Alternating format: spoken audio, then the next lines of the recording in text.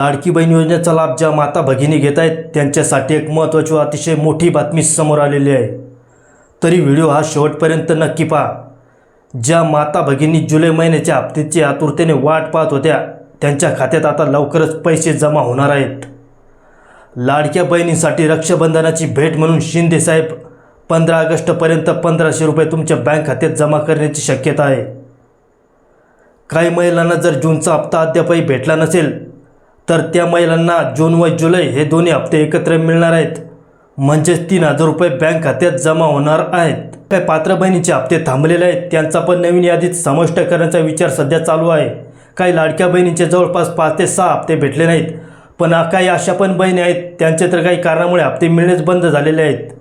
माझी राज्य शासनाला एकच विनंती आहे, ज्या महिलांचे हप्ते भेटणे बंद झालेले आहेत पुन्हा एकदा विचार करून त्यांच्या अर्जामध्ये काही त्रुटी असेल तर बरोबर करण्याची संधी त्यांना द्यावी।